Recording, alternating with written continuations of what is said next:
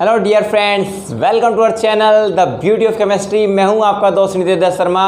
दोस्तों, estate PGT chemistry को लेकर और all the PGT chemistry preparation exam को लेकर हमारा बहुत ही अच्छा सफ़र चल रहा है और जिन्होंने रजिस्ट्रेशन करवा के फुल पेमेंट कर दिया है उनको बहुत बहुत बधाई हो। आप बहुत अच्छे प्लेटफॉर्म के साथ जुड़ चुके हो।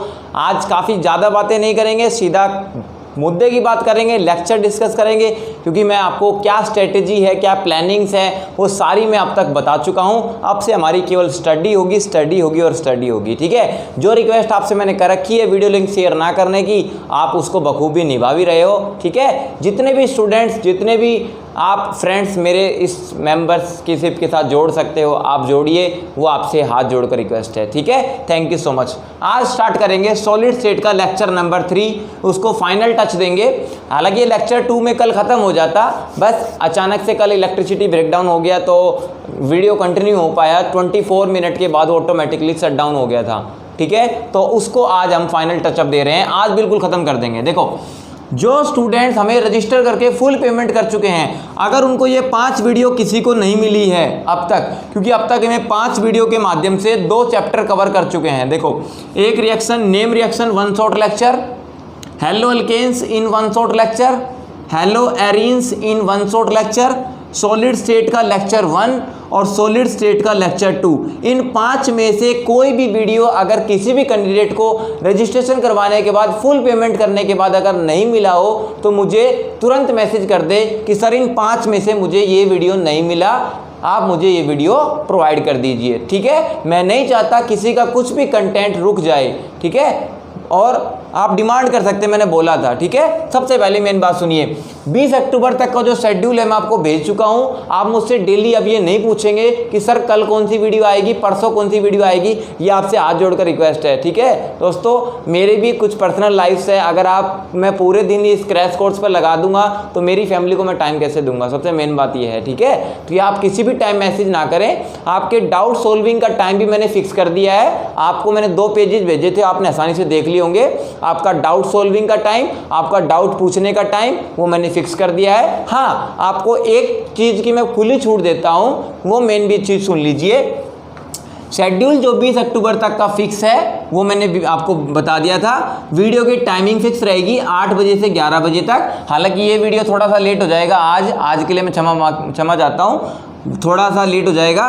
कल से जो वीडियो में आपको मिलेंगी, वीडियो टाइमिंग फ्रेश वीडियो और डेली का वीडियो 8 बजे से रात के 11 बजे तक मिलेंगे आपको वीडियो के लिंक्स। ठीक है, सबसे मेन बात, चाहे वो फ्रेश हो चाहे ओल्ड हो, सारे लिंक्स आपको रात को 8 बजे से 11 बजे के बीच में मिल जाएंगे। ठीक है, दूसरी बात, अगर किसी को लगता है, जैसे मैंने आज ये सॉलिड स्टेट का लेक्चर 3 डाल दिया और वो बंदे ने, किसी पर्सन ने, कैंडिडेट ने वो लेक्चर कल ही पूरा कर लिया, सुबह 11 बजे तक पूरा कर लिया। अगर किसी को लगता है सर मुझे फिजिकल के साथ साथ बाकी लेक्चर्स को भी, ऑर्गेनिक को, इनऑर्गेनिक को पैरेलल लेकर चलना है, तो अगर मेरे पास कंटेंट हुआ तो देखो यहाँ पे लिखा हुआ है मैंने, अगर कोई एक्स्ट्रा डिमांड करता है, अगर कोई एक्स्ट्रा लेक्चर चाहता है सॉलिड स्टेट लेक्चर 3 देखने के बाद, तो वो डिमांड कर सकता है। देखो, मैं आपको इस चैनल पे इतनी आपको कंटेंट देने की इतनी मैं खुली छूट दे रहा हूँ। जैसे आज मेरे कैंडिडेट ने बोला कि सर मेरा सॉलिड स्टेट का लेक्चर कवर हो गया है और मैंने हेलो एल्केन भी कर लिया, हेरोलिन भी कर लिया, मतलब वो बंदा टाइम दे रहा है अपने आप को सेल्फ स्टडी के लिए। तो उसने बोला कि सर मुझे इक्विलिब्रियम का लेक्चर चाहिए। ठीक है,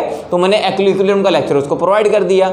ठीक है, तो ऐसे करके आप एक्स्ट्रा लेक्चर की डिमांड करोगे तो वो भी मैं आपको प्रोवाइड करता रहूँगा। ठीक है, आपका काम नहीं रुकना चाहिए, बस आप मुझे डिमांड करिए। अगर मेरे पास लेक्चर हुआ तो मैं आपको दूंगा, अगर नहीं होता तो देखो मैं उसके लिए रिस्पॉन्सिबल नहीं हूं। ठीक है, आपको शेड्यूल के अकॉर्डिंग आपको हर चीज टाइम पर मिलती रहेंगी। ठीक है, ये मेरा आपसे वादा है। ठीक है, चलिए आज स्टार्ट करते हैं। और this is a very important target, have a happy learning. आपको लर्निंग आपकी खुश हो, आपके चेहरे पर हमेशा स्माइल रहनी चाहिए। मेरी वजह से कोई डाउट हो, आप मेरे कंटेंट से, एक्सप्लेनेशन से कहीं भी वीडियो में कोई कमी नजर आए, तुरंत मुंह पे बोल देना सर आज मज़ा नहीं आया, मैं अगले वीडियो में अपने आप को फिर इंप्रूव करने की कोशिश करूंगा। ठीक है, यस, चलिए स्टार्ट करते हैं, लेक्चर को स्टार्ट करते हैं दोस्तों, ज़्यादा टाइम खराब नहीं करते हैं। हाँ, मेन बात सुन लीजिए, फिर से बोल रहा हूँ, ये 5 वीडियो जिसको नहीं मिली हो मुझे पर्सनली मैसेज कर देना, सर ये वीडियो मुझे नहीं मिली है, इनमें से 1 वीडियो रह गई है, 2 वीडियो रह गई है, मुझे बता देना, ठीक है। यस, मैं नहीं चाहता किसी का भी किसी के साथ धोखा हो और किसी को लगे सर हमारा बाकी को कंटेंट पूरा दे दिया, हमें कंटेंट पूरा नहीं मिला, ठीक है। ऐसा काम हम बिल्कुल भी नहीं करेंगे। यस, एक सोसाइटी में अच्छा मैसेज जाना चाहिए कि एक बंदा हमारे साथ खड़ा है और 11th-12th का पूरा सिलेबस कवर करवाएगा एग्जाम से पहले, ठीक है। यस, सॉलिड स्टेट का लेक्चर 3 स्टार्ट करते हैं। उस लेक्चर में मैंने पिछले लेक्चर को लाकर छोड़ा था वॉइड्स के ऊपर, किसी को याद हो तो, ठीक है।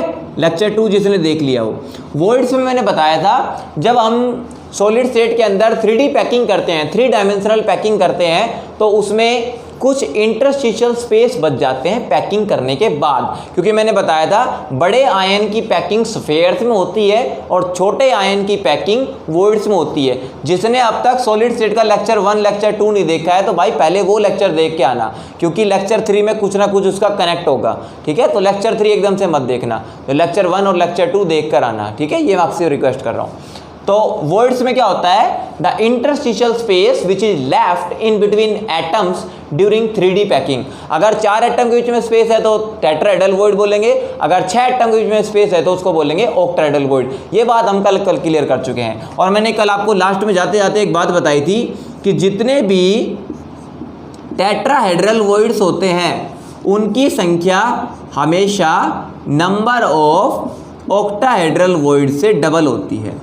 नंबर ऑफ ऑक्टाहेड्रल वॉइड से क्या होती है, डबल होती है, याद रखेंगे, ठीक है। क्योंकि टेट्राहेड्रल वॉइड, देखो नाम में टेट्रा में 4 लगता है लेकिन होते 8 हैं, ऑक्टाहेड्रल के नाम में 8 लगता है लेकिन होते 4 है। ये आपको अपोजिट याद करना है, मिसकंसेप्शन में मत पड़ जाना, ठीक है। टेट्राहेड्रल में साउंड तो टेट्रा का आता है 4 का, लेकिन टेट्राहेड्रल वॉइड कितने होते हैं, 8 होते हैं। ऑक्टाहेड्रल में साउंड तो 8 का आता है लेकिन होते कितने हैं, 4 है। ये आपको याद रखना है, ठीक है। तो ये सबसे इंपॉर्टेंट कंटेंट था, बात थी इसके बारे में। स्ट्रेट फॉरवर्ड क्वेश्चन पूछे जाते हैं दोस्तों एग्जाम के अंदर। चलिए अब एक बात और बता दूं आपको मेन इंपॉर्टेंट, वो क्या है, पेपर में जाता है कई बार, लिखिए, देखिए कि मैं आपको प्रूव करके दिखाता हूं कि टेट्राहेड्रल वॉइड्स कितने होते हैं एक यूनिट सेल के अंदर, 8 होते हैं, और ऑक्टाहेड्रल वॉइड कितने होते हैं, 4 होते हैं, ठीक है। टेट्राहेड्रल वॉइड्स को कई बार ऐसे भी लिखते हैं, कई फॉर्मूले बनाते हो तो टेट्राहेड्रल वॉइड्स को 2n की सेंस में लिखते हैं। कितने सेंस में लिखते हैं, 2n की सेंस में। और ऑक्टाहेड्रल वॉइड्स को लिखते हैं n की सेंस में। किसकी सेंस में, n। तो देखो टेट्राहेड्रल वॉइड क्या हो गया, 2n, तो ये कितना हो गया, सॉरी इसमें 2 लगाना भूल गया मैं, 2 into octahedral voids. Tetrahedral voids की संख्या ऑक्टाहेड्रल वॉइड्स से डबल होती है, तो 2 इंटू ऑक्टाहेड्रल वॉइड्स, तो 2 इंटू n। 2n क्या होता है, 2 इंटू n होते हैं, ठीक है। और ऑक्टाहेड्रल वॉइड्स के अंदर जो नंबर ऑफ एटम्स होते हैं वो सेम होते हैं जितने की CCP में होते हैं। CCP का मतलब लिख लो, क्यूबिक क्लोज पैकिंग, ये कंफ्यूजन नहीं होनी चाहिए। यस, और CCP का डायरेक्ट मीनिंग FCC होता है, फेस सेंटर्ड क्यूबिक, ठीक है। तो ऑक्टाहेड्रल वॉइड्स कितने होते हैं, 4 होते हैं। तो अरेंजमेंट क्या होता है, क्यूबिक क्लोज पैकिंग 3D के अंदर। और FCC में भी 4 होते हैं, क्योंकि FCC क्या होता है, फेस सेंटर्ड क्यूबिक। कॉर्नर्स पे तो 1/8 गुणा 8 प्लस फेस के सेंटर पर 1/2 गुणा 6, टोटल कितना हो गया, 4 हो गया। तो ये आपको याद रखना है। FCC अगर कहते हैं ना कोई एटम है CCP लैटिस ऑक्यूपाई कर रहा है, अगर कोई एटम है CCP लैटिस ऑक्यूपाई कर रहा है तो उसमें एटम्स कितने होंगे, 4 होंगे। यस, क्योंकि CCP का मीनिंग FCC ही होता है, याद रखना है आपको।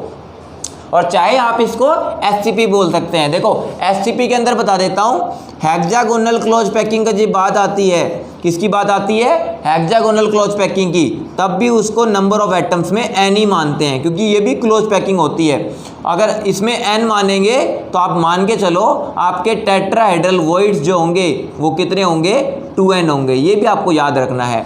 SCP के अंदर भी नंबर ऑफ एटम्स को n की सेंस में लेते हैं और टेट्राहेड्रल वॉइड्स को 2n की सेंस में लेते हैं। तो ये छोटी छोटी बातें हैं, ये आपको याद रखनी है। चलिए आगे बढ़ जाता हूँ। अब पोजीशन बताते हैं दोस्तों। कि वॉइड्स की यूनिट सेल में पोजीशन क्या होती है, और मैं आपको प्रूव करके दिखाता हूँ कि टेट्राहेड्रल वॉइड्स वास्तव में 8 होते हैं और ऑक्टाहेड्रल वॉइड्स वास्तव में 4 होते हैं। देखो एक बात और ध्यान रखना, आप यहाँ पर सभी टीचर हैं और मैं टीचर का वैसे ही बहुत सम्मान करता हूँ। कुछ मेरे से बड़ी एज के भी होंगे, कुछ मेरे से छोटी एज के भी होंगे, ठीक है, लेकिन नो डाउट हम यहाँ पर सब एक फैमिली की तरह हैं, फ्रेंड्स की तरह हैं, ठीक है। तो कोई किसी अपने माइंड में ये फील ना करे, ठीक है।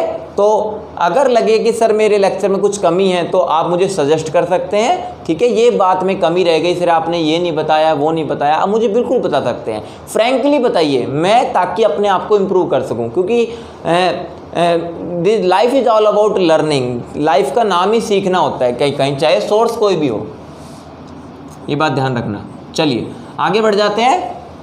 बस किसी प्रकार का ईगो नहीं होना चाहिए अपनी नॉलेज के ऊपर, बस सीखते रहो, सीखते रहो, because ego is inversely proportional to knowledge.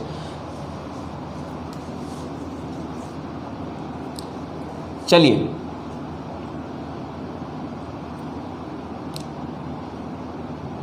Start करें, चलो। Position of voids in unit cell. Unit cell के अंदर वॉइड्स की पोजीशन की बात करते हैं। देखो सबसे पहले बात करेंगे ऑक्टाहेड्रल वॉइड्स की। यूनिट सेल में ऑक्टाहेड्रल वॉइड्स की पोजीशन क्या होती है, और फिर बात करेंगे टेट्राहेड्रल वॉइड्स की, और आपको मैं प्रूव करके दिखा दूंगा कि टेट्राहेड्रल वॉइड्स 8 होते हैं और ऑक्टाहेड्रल वॉइड्स कितने होते हैं, 4 होते हैं। यानी कि अगर ये n है तो ये कितना होगा, 2n होगा। यस, चलिए ऑक्टाहेड्रल वॉइड्स की यूनिट में पोजीशन होती है यूनिट सेल के अंदर, दोस्तों लिख लीजिए। एक तो बॉडी के सेंटर पर होता है, प्लस ऑक्टाहेड्रल वॉइड्स एज के सेंटर पर होते हैं। यस, आपको याद रखना है। तो देखो बॉडी का सेंटर एक ही होता है, प्लस एज के सेंटर कितना होता है, एज के सेंटर पे कंट्रीब्यूशन होता है 1/4। ये मैं पहले लेक्चर में बता चुका हूँ।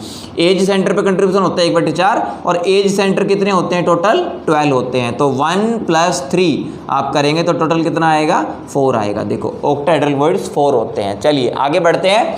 टेट्राहेड्रल वॉइड्स की पोजीशन होती है यूनिट सेल के अंदर ऑन ईच बॉडी डायगोनल।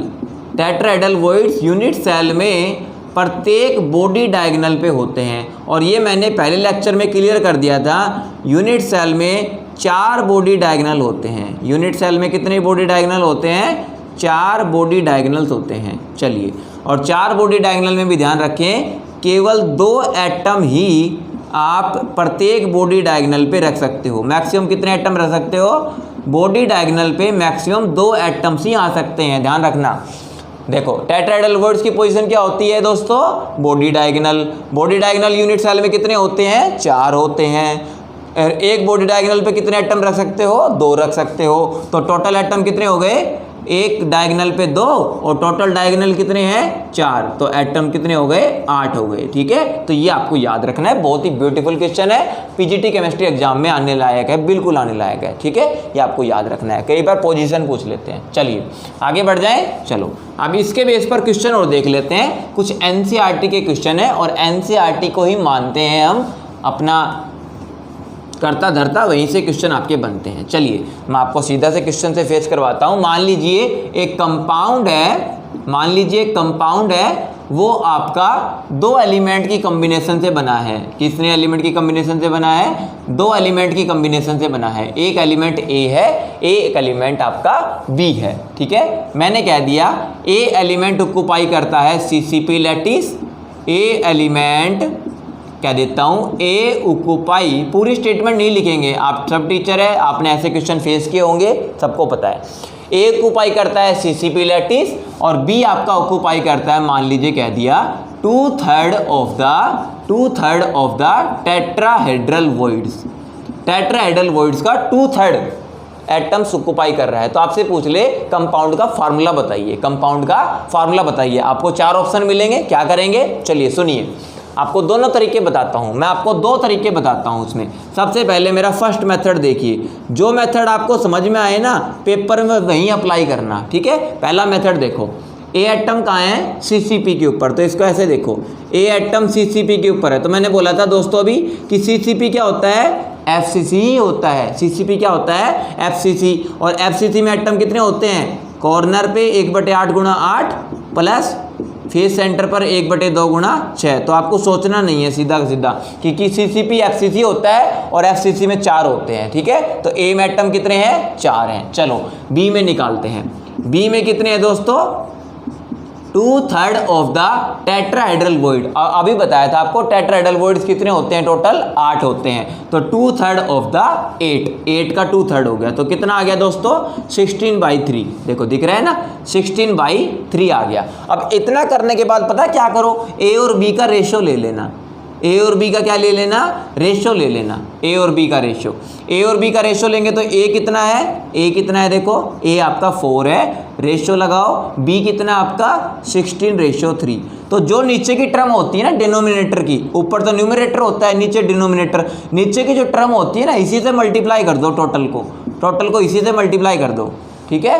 कर दिया, तो 4 को 3 से करो कितना आएगा, 12 आएगा, और 16/3 को 3 से करो आपका 16 आएगा। तो इस 12 × 12 रेशो 16 कितना रेशो हो गया, 3/4 हो गया। बस ये मल्टीप्लाई कर दो, 3 को ए से कर दो, 4 को बी से कर दो। तो दोस्तों फार्मूला बन गया A3B4। ऐसे ट्रिक आपको लगानी है। कभी जिंदगी में क्वेश्चन गलत हो जाए ना तो मेरे को आके बोल देना, ऐसे तरीके से करोगे क्वेश्चन बिल्कुल गलत नहीं होगा। क्या पता ये क्वेश्चन आपका एस्टेट एग्जाम में पूछा गया है, बिल्कुल पूछा गया है। This question has been asked in the state exam. ये क्वेश्चन आपके एस्टेट एग्जाम में पूछा गया है दोस्तों। चलिए आगे बढ़ जाते हैं। अभी इसी क्वेश्चन को मैं थोड़ा सा रीअरेंज करता हूँ, टाइम टू टाइम नोट करते रहना। चलिए अब मैं देता हूँ आपको क्वेश्चन। आपसे मैंने कह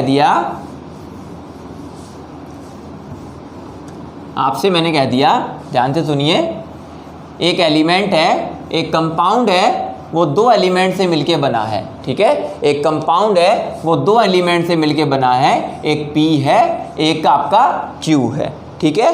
एक P है और एक आपका क्या है दोस्तों, Q है। क्वेश्चन एक बार मैं चेक कर लेता हूँ। क्वेश्चन आपका कोई नहीं बचेगा, आप इतना अपने आप से संतुष्ट रहिए। चलो, एक आपका P है एक आपका Q है, समझ गए। तो आपका P एटम तो कह रहा है CCP लैटिस के अंदर है, P एटम तो कह रहा है CCP लैटिस में है, और Q एटम कह रहा है ऑल टेट्राहेड्रल वॉइड्स, सारे के सारे टेट्राहेड्रल वॉइड्स में। तो फार्मूला निकाल लो। P क्या है, CCP लैटिस। CCP लैटिस क्या होता है, FCC। तो FCC में कितने हो गए, 4 हो गए। Q क्या है, टेट्राहेड्रल वॉइड। तो टेट्राहेड्रल वॉइड कितने होते हैं, 8 होते हैं, ठीक है। बस निकाल लो। P और Q का रेशो लिख लो सीधा, कितना आ रहा है, 4/8 आ रहा है। तो रेशो कितना हो गया, 1/2 हो गया। तो फार्मूला आ गया PQ2। ये रेशो आते ही मल्टीप्लाई कर देना, रेशो आते ही मल्टीप्लाई कर देना, P को 1 से, Q को 2 से। तो PQ2 आपका फार्मूला आ जाएगा, ठीक है। चलिए आगे बढ़ जाते हैं। एक बहुत ही ब्यूटीफुल क्वेश्चन है और है NCERT का, उसको मैं मिस नहीं करना चाहता। क्या पता वो क्वेश्चन आपके एग्जाम में देखने को मिल जाए। एक क्वेश्चन है, सुनिए। एक फार्मूला है कोरंडम का। ये सब देखो, ये फार्मूला सबको पता होगा, ये फार्मूला सबको पता होगा। एक कंपाउंड होता है कोरंडम, और कोरंडम को बोलते हैं Al2O3। Al2O3 होता है एल्यूमिना, एल्यूमिना को कोरंडम कहते हैं, ये आपको पता होना चाहिए। तो कोरंडम के अंदर पूछा गया है, ऑक्साइड आयंस तो है SCP लैटिस के अंदर। जो ऑक्साइड आयंस है ना वो कौन से लैटिस के अंदर होते हैं, HCP लैटिस में होते हैं। तो ये क्वेश्चन डायरेक्ट भी आ सकता है कई बार कि ये आपको मान लो फार्मूले से कोई मतलब नहीं है, डायरेक्ट पूछ ले कि कोरंडम की स्ट्रक्चर में, सॉलिड स्टेट में क्वेश्चन आ सकता है कि कोरंडम की स्ट्रक्चर में oxide ions, anion, oxide ion का मतलब एनायन होता है, वो एनायन क्या ऑक्यूपाई करता है, HCP lattice, hexagonal close packing. यह याद रखना है, बहुत ही ब्यूटीफुल क्वेश्चन है। और दूसरा आपसे कह दे एल्यूमिनियम आयंस, मतलब एल्यूमिनियम +3, वो क्या ऑक्यूपाई कर रहा है, एल्यूमिनियम +3 आपका ऑक्यूपाई कर रहा है। मैं लिख देता हूँ 2/3 of the octahedral voids, 2/3 of octahedral voids. बहुत ही ब्यूटीफुल क्वेश्चन है, ठीक है। यस, अब आपसे पूछे इस कोरेंडम का मॉलिक्यूलर फार्मूला बताओ। इस कोरेंडम का मॉलिक्यूलर फार्मूला पूछा है, क्या होगा। देखो कह रहा है कोरेंडम की स्ट्रक्चर में ऑक्साइड आयंस तो HCP लैटिस ऑक्यूपाई करते हैं। बहुत अच्छा क्वेश्चन है, पूछ सकते हैं कि कोरेंडम में एनायन क्या ऑक्यूपाई करता है और कैटायन क्या ऑक्यूपाई करता है। तो कोरेंडम की स्ट्रक्चर आपको फार्मूला तो मैंने बता दिया, अभी इसको प्रूव करके देखते हैं कि वास्तव में ये फार्मूला होता है। ये तो मैंने वैसे फार्मूला आपको याद करने के लिए बताया है कि कोरेंडम Al2O3 होता है, पेपर में डायरेक्ट याद कर लेना, सीधा क्वेश्चन आंसर आता है। तो देखो अब आपको बताया था मैंने दो बातें, चाहे दोस्तों HCP हो चाहे CCP हो, बोला था ना मैंने, चाहे HCP हो चाहे CCP हो, इसको क्या लेना होता है, N लेना होता है। क्या लेना होता है, N।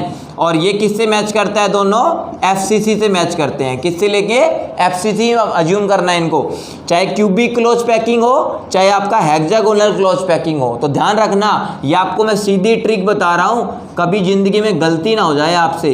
टेट्राहेड्रल वॉइड्स की जो संख्या होती है ना, it is always equal to the 2 times of the atoms in close packing arrangement. ये बहुत ब्यूटीफुल ट्रिक है याद करने की, कभी ज़िंदगी में गलती हो जाए ना तो मेरे को आके बोल देना। दोस्तों कई बार क्या होता है, हम पढ़ाते पढ़ाते चीज़ों को मेंशन नहीं कर पाते, और ये बातें याद रखना बहुत ज़रूरी है। और आप खुद भी टीचर हैं, आप खुद फील कर सकते हैं कि ऐसे छोटे छोटे कॉन्सेप्ट बहुत की पॉइंट्स का काम करते हैं एग्जाम के अंदर, और ये बहुत ही हेल्पफुल है सीधा क्वेश्चन को सोल्व करने के लिए। देखो तो टेट्राहेड्रल वॉइड्स कितने होते हैं, हमेशा 2 टाइम्स होंगे जो एटम्स होते हैं क्लोज पैकिंग अरेंजमेंट में। अब क्लोज पैकिंग अरेंजमेंट 2 टाइप की होती है, क्लोज पैकिंग अरेंजमेंट 2 टाइप की होती है, एक CCP होती है, एक आपकी HCP होती है। ध्यान रखना, एक CCP होती है, एक आपकी HCP होती है। चलिए समझ में आ गया, हाँ जी। एक CCP है एक HCP है, तो चाहे CCP हो चाहे HCP हो, उसको क्या काउंट करना है, मैंने बोला था दोनों को क्या काउंट करना है, N काउंट करना है। दोनों को क्या काउंट करना है, N काउंट करना है। और एक ट्रिक और याद रखो, टेट्राहेड्रल वॉइड्स की संख्या हमेशा 2 टाइम्स होती है, किसके, ऑक्टाहेड्रल वॉइड्स के, ऑक्टाहेड्रल वॉइड्स के। देखो ये बात तो मैं पहले बता चुका था, बीच में और लगा देता हूँ, ये बात भी आपको याद रखनी है। तो टेट्राहेड्रल वॉइड्स की संख्या ऑक्टाहेड्रल वॉइड्स से डबल होती है या 2 टाइम्स होती है atoms in close packing arrangement. तो क्लोज पैकिंग अरेंजमेंट 2 टाइप की होती है, CCP और HCP। तो चाहे CCP हो चाहे HCP हो चाहे ऑक्टाहेड्रल वॉइड्स हो, तीनों को N के रूप में मेंशन करना है। और टेट्राहेड्रल वॉइड क्या होता है, हमेशा 2N होता है। ये बहुत ही ब्यूटीफुल ट्रिक निकाल के लाया हूँ, कभी जिंदगी में गलती नहीं होगी न्यूमेरिकल करने में, ठीक है। यस, तो याद रखेंगे आप। और CCP हो चाहे HCP हो, दोनों को कितना मानना है, FCC मानना है, क्योंकि FCC में दोस्तों एटम 4 ही होते हैं। और ऑक्टाहेड्रल में, टेट्राहेड्रल में हमेशा कितने होते हैं, 8 होते हैं। देखो प्रूव हो गया कि नहीं हो गया। देखो ऑक्टाहेड्रल वॉइड में 4 होते हैं, तो 4 का डबल 8। CCP क्लोज पैकिंग में 2 होते हैं, चाहे CCP हो चाहे HCP हो। अब एक बात और ध्यान रखना, यहाँ पर HCP के अंदर एटम कई बार 6 होते हैं, 6 तो होते ही हैं, तो यहाँ पर टेट्राहेड्रल वॉइड्स ऑटोमेटिकली 12 हो जाएंगे। कितने हो जाएंगे, 12 हो जाएंगे। बहुत ही ब्यूटीफुल पॉइंट है ये, ठीक है। तो ध्यान रखेंगे, क्योंकि आपका क्यूबिक क्लोज पैकिंग के अंदर क्यूब जो होता है, तो क्यूब के अंदर डायगोनल तो 4 होते हैं, लेकिन हेक्सागोन के अंदर आप डायगोनल 6 बना सकते हैं, बिल्कुल बना सकते हैं हेक्सागोनल क्लोज पैकिंग में। तो डायगोनल, बॉडी डायगोनल 6 हो सकते हैं, तो एटम कितने आएंगे, 12 आएंगे, लेकिन हमेशा 2 टाइम्स होगा, ये आपको याद रखना है। चलो अब इसको प्रूव करते हैं। आपका जो ऑक्साइड आयन है वो कहाँ पर है, HCP के अंदर है। तो HCP को क्या ले लेंगे आप, FCC के रूप में, और FCC के अंदर क्या हो जाएगा आपका, 4 एटम हो जाएगा। चलिए आगे बढ़ जाता हूँ, कितने एटम हो जाएंगे दोस्तों, 4 एटम हो जाएंगे। चलिए आगे बढ़ जाते हैं, और आपका या फिर इससे कर लो। देखो HCP में एटम कितने मानने थे मैंने, N मानने थे, N से कर लो। और आपका एल्यूमिनियम +3 आयंस कहाँ पर आ रहा था, एल्यूमिनियम +3 आयंस आ रहा है 2/3 of the octahedral voids, 2/3 of the octahedral voids. तो 2/3 ऑफ द ऑक्टाहेड्रल वॉइड्स। और मैंने बोला था ऑक्टाहेड्रल वॉइड्स भी क्या होते हैं, N ही होते हैं। तो देखो रेशो निकाल लो, एल्यूमिनियम +3 का रेशियो ले रहा हूँ मैं ऑक्सीजन 2 नेगेटिव से, तो एल्यूमिनियम +3 क्या है 2/3 ऑफ द n, तो ये तो हो गया 2n/3। समझ में आ गया? देखो 2/3 of the n, 2/3 of the n, तो क्या हो गया 2n/3 रेशियो ऑक्साइड आयन कितने हैं n है। समझ में आ गया? ऑक्साइड आयन कितने हैं n है। अब देखो मैंने बोला था नीचे की जो डिनोमिनेटर की टर्म होती है उससे मल्टीप्लाई कर दो दोनों को, 3 से मल्टीप्लाई करेंगे तो 2n/3 को 3 से मल्टीप्लाई करेंगे तो दोस्तों कितना आएगा 2n आएगा, और n को 3 से करेंगे तो कितना आएगा 3n आएगा।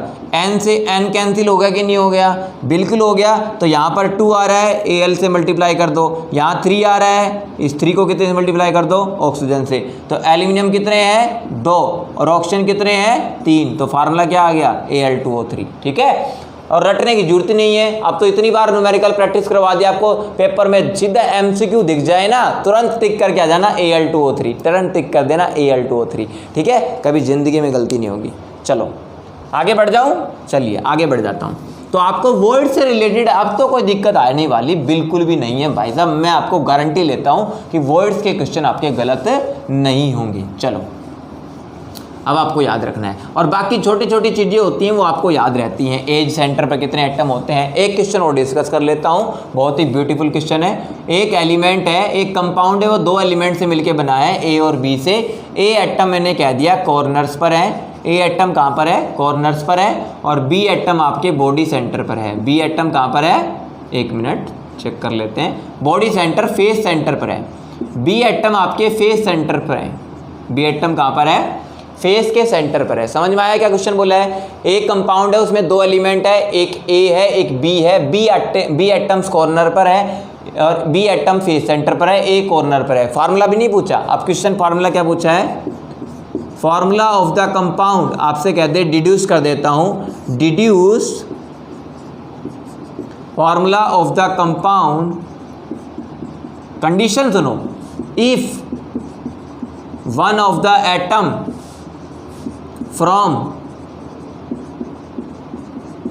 One corner is missing. बहुत अच्छा क्वेश्चन बना है ये, ठीक है, ऐसे क्वेश्चन आ सकता है।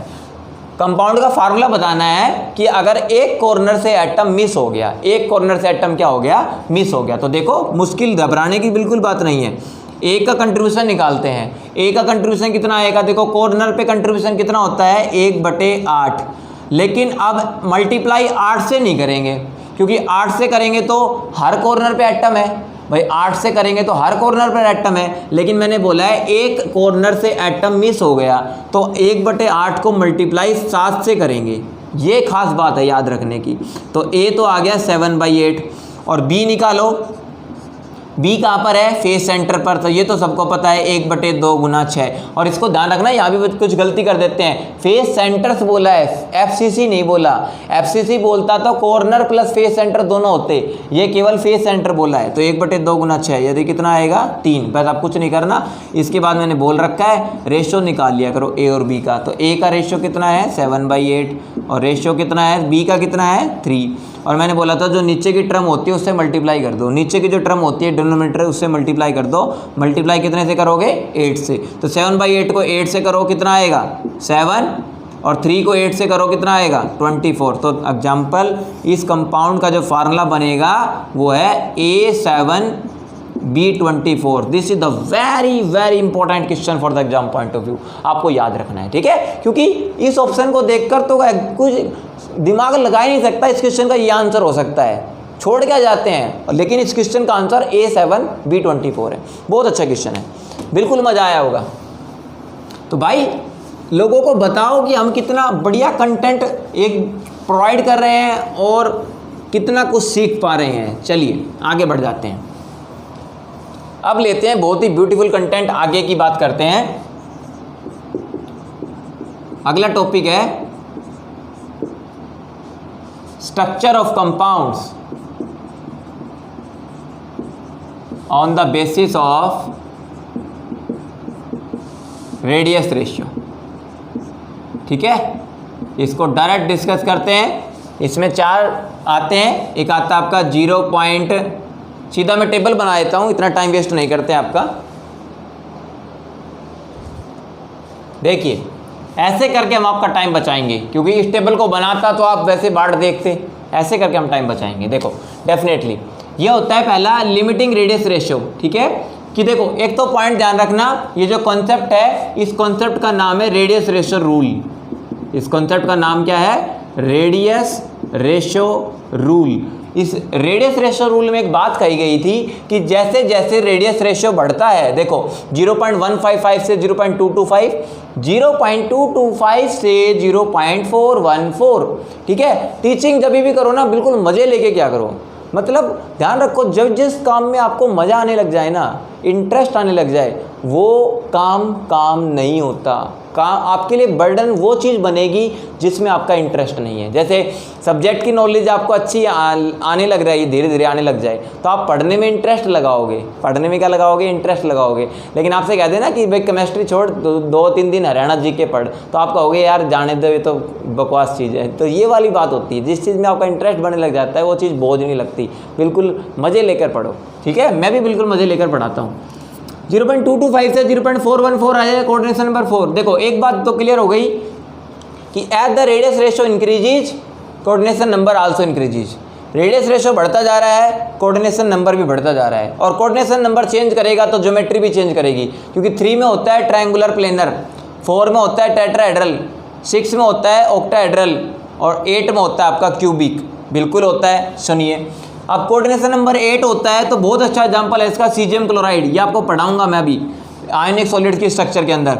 6 होता है तो NaCl is the best example. 6 coordination number का मतलब समझे हो? 6 का मतलब हो गया 1 Na positive is surrounded by 6 chlorine atoms, 6 chloride ions, and each chloride ion is surrounded by 6 Na positive ions, ये मतलब है, ठीक है। तो इसको याद क्लियर कर लें। टेट्राहेड्रल के अंदर zinc sulphide is the best example. Zinc sulphide के अंदर पता क्या हुआ? एक Zn2 पॉजिटिव 4 सल्फाइड से गिरा हुआ है और एक सल्फाइड 4 जिंक 2 पॉजिटिव से गिरा हुआ है। इसी प्रकार ये स्ट्रक्चर है SiO2, इसको क्या बोलते हैं? सिलिका बोलते हैं। और इसका एक बहुत ही ब्यूटीफुल फंडामेंटल है क्वार्ट्ज के बारे में, वो अभी मैं इंपॉर्टेंट इन्फॉर्मेशन दूंगा, थोड़ा सा वेट कीजिए दोस्तों। रेडियस रेशियो होता है radius of cation to the radius of anion.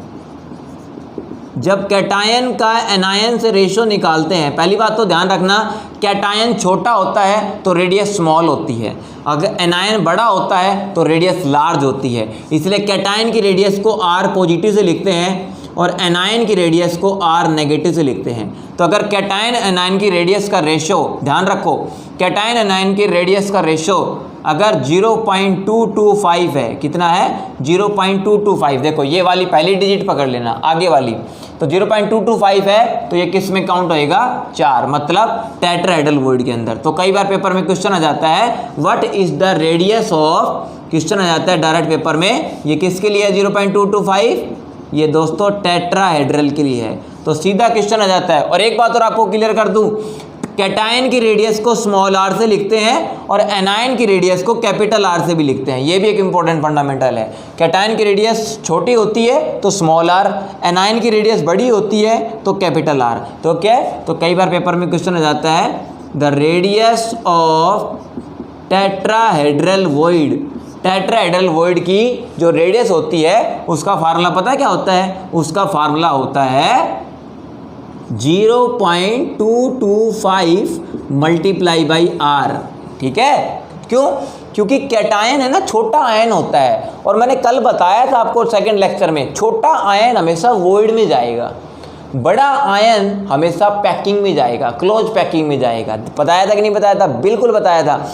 छोटा आयन कैटायन होता है वो हमेशा वॉइड में जाएगा। तो मैं यही तो निकाल रहा हूँ, देखो R/R, यही तो रेशो आया, capital R small r upon capital R, ये रेशो कितना आया? 0.225। स्मॉल r क्या है? स्मॉल r बोलो क्या है? स्मॉल r क्या है? कैटायन की रेडियस। और कैटायन किस में जाता है?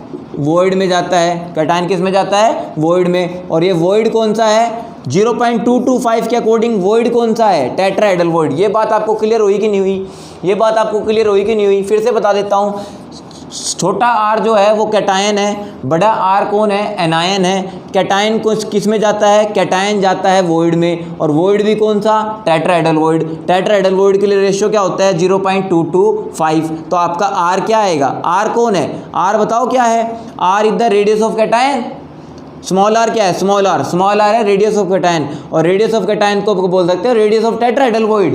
बोलो मानते हो कि नहीं मानते हो, यही तो फंडामेंटल है भाई। स्मॉल आर कैटायन है, तो जो कैटायन की रेडियस है वही किसकी रेडियस है, टेट्राहेड्रल वोइड की रेडियस है। क्योंकि आपका कैटायन जाएगा कहाँ पर, टेट्राहेड्रल वोइड में तो जाएगा। तो जो आपकी कैटायन की रेडियस है वही टेट्राहेड्रल वोइड की भी रेडियस है। तो यही लिखा है मैंने, टेट्राहेड्रल वोइड की रेडियस, यानी कि ये स्मॉल आर है। क्या है, स्मॉल आर। तो स्मॉल आर क्या हो गया, 0.225। इस आर को यहाँ मल्टीप्लाई में ले आओ तो आपका स्मॉल आर क्या आएगा, 0.225 मल्टीप्लाई बाई कैपिटल आर। बोलो क्लियर हुआ कि नहीं हुआ, डेफिनेटली क्लियर होगा भाई। मैं आपको एक एक चीज़ अच्छे तरीके से पढ़ाऊंगा, ये नहीं कि रट्टाफिकेशन है। कुछ लोग टीचर क्या करते हैं, क्रैश कोर्स के चक्कर में लोगों को सब गुमराह कर देते हैं, नॉलेज पूरी देते ही नहीं है, पूरा पैसा रख लेते हैं। हम आपको पूरी नॉलेज देंगे। तो क्लियर हुआ, ये बात क्लियर हो गई डेफिनेटली। इसको नोट डाउन कर लो, इसको नोट डाउन कर लो। क्लियर है, यस। और अगली एक बात और सुनो, ये बात को नोट कर लो, इसको मैं दूसरा चेंज करता हूं दोस्तों। अगर यही कैटायन और एनायन के रेडियस का रेशो अगर 0.225 की जगह 0.414 हो, अब 0.414 किसके स्टार्टिंग में आता है, देखो ये रहा स्टार्टिंग वाला, देख लो इसकी स्टार्टिंग में आ रहा है, तो ये किसका होगा, इसका कोऑर्डिनेशन नंबर कितना हो गया, 6 हो गया। और 6 वाला क्या होता है, ऑक्टाहेड्रल। जब ये 225 आया था तो 4 था, और 4 क्या था, टेट्राहेड्रल। और जब कैटायन एनायन की रेडियस का रेशियो 0.414 लेते हैं तो आप बताओ टेट्राहेड्रल की जगह क्या लिख दूं मैं, O4 ऑक्टाहेड्रल। तो ऑक्टाहेड्रल वोइड की रेडियस क्या हो जाएगी, स्मॉल आर। तो किसके बराबर आएगी, इसको चेंज कर दो, 0.414 multiply by R. And this question has been asked in state exam. Very very interesting. तो मैं आपको बोल रहा हूँ ना, हर चीज़ से क्वेश्चन पूछा जाता है। आपको ऐसे ऐसे फंडामेंटल बताऊंगा, ये हर लेवल पे क्वेश्चन आते हैं ऐसे, ठीक है। तो टेबल याद रखो, साथ में आप एग्जाम्पल भी याद रखो। जैसे प्लेनर ट्रायंगुलर B2O3 होता है, बीड बोलते हैं इसको, बोरोन ट्राइऑक्साइड। टेट्राहेड्रल में जिंक सल्फाइड और सिलिका होता है। सिलिका के बारे में मैं बता रहा था ना, आपको एक छोटी सी नॉलेज दूंगा, डेफिनेटली नॉलेज दूंगा। देखो दोस्तों, एक बात रखो, SiO2 जो होता है ना, वो 2 फॉर्म में एग्जिस्ट करता है, पेपर में आता है कई बार क्वेश्चन। एक तो होता है क्वार्ट्ज, किसके फॉर्म में, क्वार्ट्ज की फॉर्म में, और एक होता है क्वार्ट्ज ग्लास। काफ़ी कंफ्यूजन रहती है इसमें लोगों को, पेपर में डायरेक्ट क्वेश्चन आ जाते हैं, NCERT का डाटा है। क्वार्ट्ज लिखा हो ना, क्वार्ट्ज, तब तो समझ लेना ये क्रिस्टलाइन सॉलिड है। क्वार्ट्ज तो क्या होता है, क्रिस्टलाइन सॉलिड। और क्रिस्टलाइन सॉलिड में भी कौन से टाइप का क्रिस्टलाइन सॉलिड, क्योंकि क्रिस्टलाइन सॉलिड की टाइप तो मैंने बताई नहीं अभी तक आपको। क्रिस्टलाइन सॉलिड दोस्तों 4 टाइप के होते हैं। एक होते हैं कोवलेंट सॉलिड, एक मॉलिक्यूलर सॉलिड, एक आयोनिक सॉलिड, और एक होते हैं आपके, याद नहीं आ रहा, सॉरी हाँ, एक मेटालिक सॉलिड। एक कौन से, metallic solid, covalent solid, ionic solid, molecular solid, और चौथे कौन से हैं, मेटालिक सॉलिड। मॉलिक्यूलर सॉलिड फिर से 3 टाइप के होते हैं, एक पोलर, एक नॉन पोलर, और एक हाइड्रोजन बॉन्डेड। मैं लास्ट में, लेक्चर के लास्ट में जाते जाते इनको छोटा सा एक्सप्लेन कर दूंगा, पेपर में क्वेश्चन आ जाते हैं, ठीक है।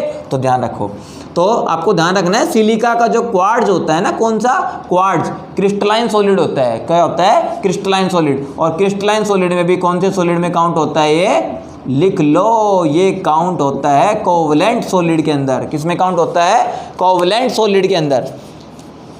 एक बार मैं क्रॉस चेक कर लेता हूँ, आपको गलत ना हो जाए, 1 मिनट। हाँ बिल्कुल ठीक है, SiO2 क्वार्ट्ज आपका कोवलेंट सॉलिड होता है। क्या होता है, कोवलेंट सॉलिड होता है, यस। और कोवलेंट सॉलिड को एक नाम से और जाना जाता है, इसको नेटवर्क सॉलिड भी कहते हैं। क्या बोलते हैं, नेटवर्क सॉलिड। नेटवर्क सॉलिड क्यों बोलते हैं, क्योंकि इसमें ना एटम है ना, इतने क्लोजली पैक हो जाते हैं और एक दूसरे के साथ एटम अरेंज होके एक 3D नेटवर्क लाइक स्ट्रक्चर बना लेते हैं। जैसे डायमंड एक कार्बन का बहुत अच्छा एलोट्रोप है। तो कार्बन के दोनों एलोट्रोप, चाहे ग्रेफाइट हो चाहे डायमंड हो, सुन लो, कार्बन के दोनों एलोट्रोप, चाहे ग्रेफाइट हो चाहे डायमंड हो, दोनों कोवलेंट सॉलिड में काउंट होते हैं। ग्रेफाइट भी और डायमंड भी किस में काउंट होते हैं, कोवलेंट सॉलिड में काउंट होते हैं, ठीक है, याद रखना। लेकिन क्वार्ट्ज वर्ड लिख रखा हो तो क्रिस्टलाइन सॉलिड होता है, और क्रिस्टलाइन सॉलिड में भी कौन सा सॉलिड, कोवलेंट सॉलिड, नेटर सॉलिड भी बोलते हैं। लेकिन क्वार्ट्ज के पीछे ग्लास लिखा आ गया, मैंने आपको बोला था कई बार कि ग्लास एक अमोर्फस सॉलिड है, उसको सुपर कूल्ड लिक्विड भी बोलते हैं, इट इज सूडो सॉलिड भी बोलते हैं, सुपर कूल्ड लिक्विड। तो क्वार्ट्ज के पीछे ग्लास लिख रखा हो ना तो दोस्तों समझ जाना वो अमोर्फस सॉलिड है।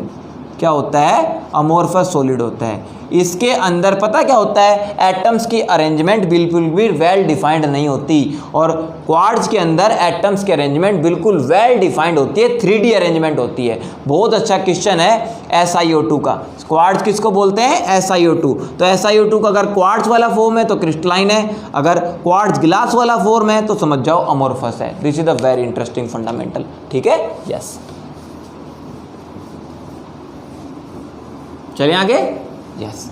तो आपको आई थिंक सारा फंडामेंटल क्लियर हो गया होगा। अब लेते हैं जो हमारे आयनिक सॉलिड्स हैं उनके टाइप्स, ठीक है, फिर हमारा एक कॉन्सेप्ट बचेगा डिफेक्ट्स के बारे में। अब इसको ध्यान से समझना, ये जो फंडामेंटल कॉन्सेप्ट मैं बताने वाला हूँ आने वाले 15 मिनट तक, वहाँ से एचटेट पीजीटी केमिस्ट्री और किसी भी पीजीटी केमिस्ट्री एग्जाम में हर साल क्वेश्चन आता है। चलो, क्या है, स्ट्रक्चर ऑफ आयोनिक सॉलिड्स, ठीक है। इसमें 3 टाइप की स्ट्रक्चर अपने सिलेबस में है। एक तो है AB टाइप, एक है AB2 टाइप, और एक A2B टाइप। बहुत ही ब्यूटीफुल है, मैं आपको लिख देता हूं, this is a very important question for the exam, most important. AB type में तो क्या आते हैं, when there is equal number of cation anion, जब कैटायन एनायन की संख्या इक्वल हो तो समझ जाओ वो सॉलिड क्या है, आयोनिक सॉलिड, मतलब AB टाइप का। उसमें 3 एग्जांपल सबसे ज़्यादा पढ़ने हैं आपको, एक NaCl का एग्जांपल, एक सीजियम क्लोराइड का एग्जांपल, और एक तीसरा जिंक सल्फाइड का एग्जांपल। तो देखो, एक जिंक, एक सल्फर, एक सीजियम, एक क्लोरीन, एक सोडियम, एक क्लोरीन, तो AB टाइप के एग्जांपल है तीनों क्या है, AB टाइप के। AB2 टाइप में स्ट्रक्चर पढ़ते हैं, वो बहुत इंपॉर्टेंट है, इसको बोलते हैं CaF2, और AB टाइप के सॉलिड्स को बोलते हैं फ्लोराइड स्ट्रक्चर। लिख लो, क्या बोलते हैं, फ्लोराइड स्ट्रक्चर बोलते हैं। बहुत इंपॉर्टेंट क्वेश्चन है। और जब A2B टाइप हो और AB2 टाइप में ध्यान रखना, anions are always double as compare to cation. A तो आपका कैटायन है, B आपका एनायन है। अगर एनायन की संख्या कैटायन से डबल हो, फिर से सुन लो, अगर एनायन की संख्या कैटायन से डबल हो तो समझ जाओ स्ट्रक्चर फ्लोराइड है। तो देखो, कैल्शियम 1 है, फ्लोराइड 2 है, तो एनायन की संख्या कैटायन से डबल हो तो फ्लोराइड स्ट्रक्चर। यही फंडामेंटल है और यही याद रखने की ट्रिक है, मैं आपको सिखाऊंगा, देखना आप। दूसरा देखो, अगर A2B टाइप है तो उसमें A कैटायन है, B एनायन है। अगर कैटायन की संख्या एनायन से डबल हो उसको बोलते हैं एंटी फ्लोराइड। तो इसका एग्जांपल है सबसे बेस्ट NA2O। NA2O को क्या बोलते हैं, this is anti fluoride structure. इसमें उल्टा होता है दोस्तों, इसमें cations are double as compare to anion. तो कैटायन अगर डबल हो एनायन से तो एंटी फ्लोराइड, अगर एनायन डबल हो कैटायन से तो क्या बोलते हैं, फ्लोराइड। और AB टाइप के हो तो ये होते हैं जस्ट सिंपल स्टोक्योमेट्री। सिंपल क्या होते हैं, स्टोक्योमेट्रिक सॉलिड्स होते हैं, equal number of cations and anions. चलिए अब 1 बाय 1 डिस्कस करते हैं। सबसे पहले देखो, जल्दी जल्दी आ जाओ, पेपर में क्या क्वेश्चन पूछेगा एग्जामिनर। एक NaCl टाइप का सॉलिड है, पहले एक सीजियम क्लोराइड टाइप का सॉलिड है, और तीसरा जिंक सल्फाइड का है, ठीक है। तीनों को क्लियर करते हैं। ये AB टाइप है, तीनों कौन से टाइप है, ये तीनों AB टाइप है। इनके बारे में समझो पहले। NaCl टाइप का जो NaCl टाइप सॉलिड होता है, Na positive occupy octahedral void. मैंने बोला था कैटायन है, तो कैटायन कहाँ जाएगा, ऑक्टाहेड्रल वॉइड में जाएगा। कैटायन कहाँ जाएगा, ऑक्टाहेड्रल वॉइड में जाएगा। अब संख्या बराबर होनी चाहिए, मतलब आपको एनायन ऐसा, एनायन की ऐसी, मतलब ये याद रखने की ट्रिक सिखाऊंगा, जिंदगी भर भूल जाओ ना तो मेरा नाम बदल देना दोस्तों। NaCl में जितने कैटायन है उतने ही एनायन होने चाहिए। तो अगर मैंने कह दिया कैटायन ऑक्टाहेड्रल वोर्ड में चला गया, एनायन किस में चला गया, ऑक्टाहेड्रल वोर्ड में। तो अभी आपको याद होगा मैंने एग्जांपल दिया था NaCl का, किसमें, कोऑर्डिनेशन नंबर 6 के अंदर, याद आया। कोऑर्डिनेशन नंबर 6 में जब रेडियस रेशो की टेबल बनाई थी, कोऑर्डिनेशन नंबर 6 में मैंने NaCl का एग्जांपल दिया था। और कोऑर्डिनेशन नंबर 6 में कैटायन और एनायन का जो रेशियो होता है वो कितना होता है, 0.414। तो इस रेंज में आता है, ये इस रेंज में आता है, ध्यान रखना। तो Cl नेगेटिव जो होता है आपका किस में जाएगा, सफियर में। और सफियर में कौन सी अरेंजमेंट, CCP लैटिस, ध्यान रखो, बहुत इंपॉर्टेंट है। और मैंने आपको बोला था CCP लैटिस क्या होता है, FCC स्ट्रक्चर होती है। और FCC स्ट्रक्चर में क्या होते हैं, एटम 4 ही तो होते हैं। और ऑक्टाहेड्रल वोर्ड में भी कितने एटम होते हैं, बार बार नहीं बताएंगे। ऑक्टाहेड्रल वोर्ड में कितने एटम होते हैं, 4 ही होते हैं दोस्तों। बिल्कुल बहुत ही ब्यूटीफुल फंडामेंटल है, पेपर में आने लायक क्वेश्चन है। तो NaCl में क्या क्या याद रखना है, Na पॉजिटिव पूछ लेते हैं। NaCl के स्ट्रक्चर में सोडियम कहाँ है, ऑक्टाहेड्रल वोर्ड पर है। Cl नेगेटिव कहाँ है, CCP लैटिस में। ऐसे क्वेश्चन आते हैं कि कैटायन की पोजीशन पूछ ली, एनायन की पोजीशन पूछ ली। अब क्लियर है, तो ये हो गए। अब देखो Na पॉजिटिव कितने हैं, 4, Cl नेगेटिव कितने हैं, 4। एक बार रिएक्शन करके देख लो सब। अब मैं हर स्टेप पे क्वेश्चन बताऊंगा। 4 Na पॉजिटिव, 4 Cl नेगेटिव, बताओ NaCl कितने बनेंगे, 4 बनेंगे। तो पेपर में पता कैसा क्वेश्चन आता है कि NaCl की क्रिस्टल स्ट्रक्चर में नंबर ऑफ फार्मूला यूनिट कितने होते हैं। कुछ तो टीचर टेबल बनवा देते हैं, मैं आपको रटवाऊंगा नहीं, मैं आपको समझाऊंगा।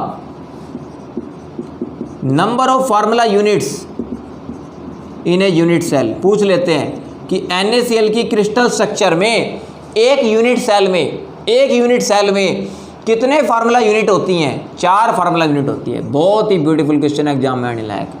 NaCl की कितनी फार्मूला यूनिट होती हैं, 4 होती हैं। ऐसे आपको जोड़ के दिखा लेना, समझ में आ गया। और साथ में लिख लो कोऑर्डिनेशन नंबर कितना है, कोऑर्डिनेशन नंबर कितना है, 6:6। याद रखना है 6:6 का मतलब समझे, एक Na पॉजिटिव को 6 Cl नेगेटिव ने घेर रखा है और एक Cl नेगेटिव को 6 Na पॉजिटिव ने घेर रखा है।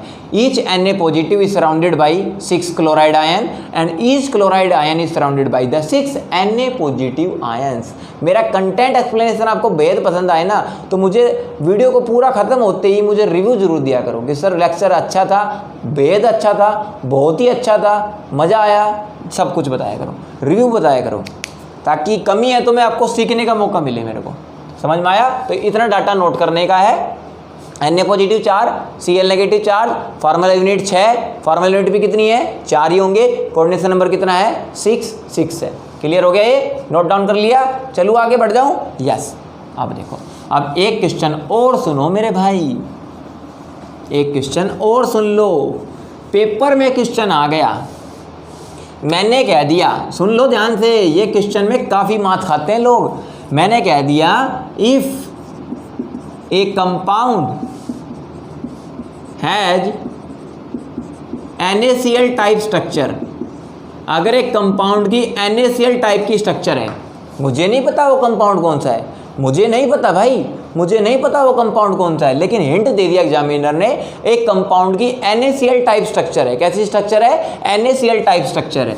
और मैंने उसको एग्जामिनर ने कह दिया उस स्ट्रक्चर में है ना, कैटायन की रेडियस है वो 100 पिकोमीटर दी हुई है। कितनी दी हुई है, कैटायन की रेडियस 100 पिकोमीटर। और आपसे कह दिया उस यूनिट सेल के अंदर जो एज लेंथ है, यूनिट सेल में क्या है, एज लेंथ है, वो कह दी 300 पिकोमीटर है। कितनी है, 300 पिकोमीटर। अब क्वेश्चन सुनो, आपसे कह दे रेडियस ऑफ एनायन बताओ, बताओ फंस गए कि नहीं फंस गए, फंस गए ना, बिल्कुल फंस गए आप इस क्वेश्चन में।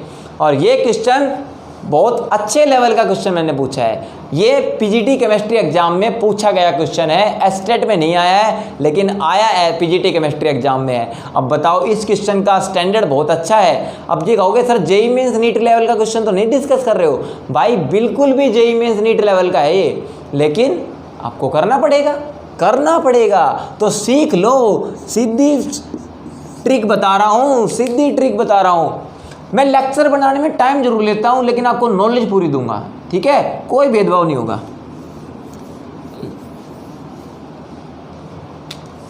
एक ट्रिक लिख लो, ये NDS सर की ट्रिक है, और वो ट्रिक क्या है? The compound having NaCl type structure.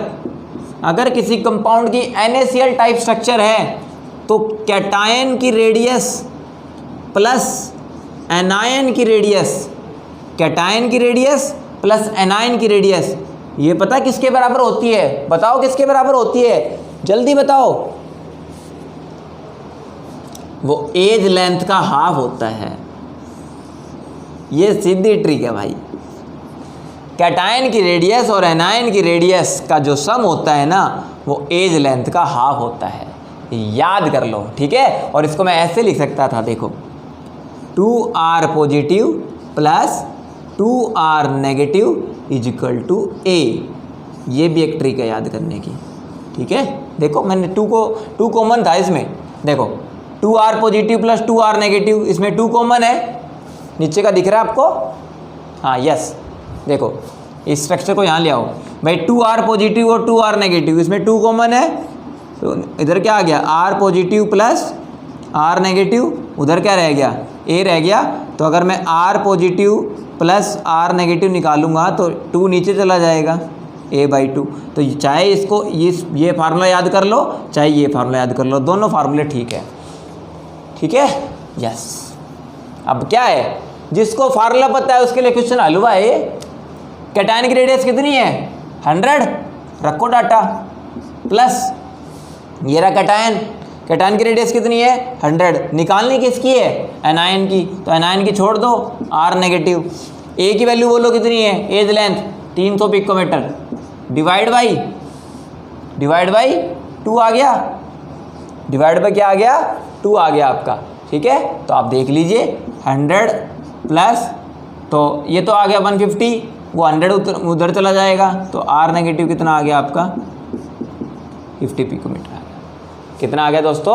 50 picometre आपका सीधा का सीधा आंसर निकल करके आ गया, ठीक है। ये डाटा मैंने थोड़ा सा एडजस्ट नहीं किया, अदरवाइज एनायन की रेडियस कैटायन से छोटी नहीं हो सकती, ये आप याद रखना। मैंने डाटा एडजस्ट नहीं किया, ये क्वेश्चन मैंने अपनी मनमर्जी से बोला है। ये हाँ, इस टाइप का क्वेश्चन एग्जाम में आने को बिल्कुल लायक है, आप याद रखना इस स्ट्रक्चर को।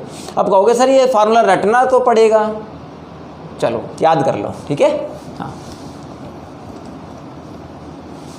अब इसके डेप्थ में जाऊंगा तो बहुत ही दिक्कत हो जाएगी, ठीक है। देखो सिंपल सा बता देता हूँ, देखो ये यूनिट सेल है, जल्दी समझ लो, एक में समझ में आ जाएगा। Na पॉजिटिव कहाँ पर थे और Cl नेगेटिव कहाँ पर थे? Cl नेगेटिव कहाँ पर थे? FCC। FCC क्या होता है? फेस सेंटर और कॉर्नर पे, कॉर्नर प्लस फेस सेंटर। तो क्लोराइड आयन तो मान लो यहाँ पर है, ये एटम किसका है? Cl नेगेटिव का, क्लोराइड आयन यहाँ पर है। और Na पॉजिटिव कहाँ पर है? Na पॉजिटिव थे ऑक्टाहेड्रल बॉन्ड में, तो ऑक्टाहेड्रल बॉन्ड में एटम कहाँ पर होते हैं? बॉडी सेंटर पर प्लस एज सेंटर पर। तो आपका एक एटम कहाँ पर है? ये रहा एज का सेंटर, यहाँ पर एक एटम ये रहा, ये एटम किसका है? Na पॉजिटिव का। समझ पा रहे हो? एज का सेंटर ये रहा और Cl नेगेटिव कॉर्नर पे बना दिया। अब देखो एक रेडियस, आधी रेडियस ये रही इसकी और आधी रेडियस ये रही, तो रेडियस ऑफ कैटायन और रेडियस ऑफ एनायन, देखो रेडियस ऑफ कैटायन और रेडियस ऑफ एनायन, इन दोनों का जो सम है वो एज लेंथ का हाफ है, क्योंकि एज लेंथ तो यहाँ से लेकर यहाँ तक है, एज लेंथ तो ये है और उसका हाफ हो गया ये, देखो उधर, ठीक है। और इसको टोटल कर दें तो देखो दोनों तरफ की काउंट हो जाएगी, एक एनायन की रेडियस ये, एक कैटायन की रेडियस ये, तो 2 तो एनायन की रेडियस और 2 कैटायन की रेडियस, तो देखो 2 कैटायन 2 एनायन, टोटल रेडियस कितनी हो गई? 4R, ये 4R हो गई। 4R किसके बराबर है? A के बराबर है। क्लियर हो गया? डेफिनेटली। मैं कह रहा हूँ कुछ भी चीज़ आपको रटवाऊंगा नहीं मैं।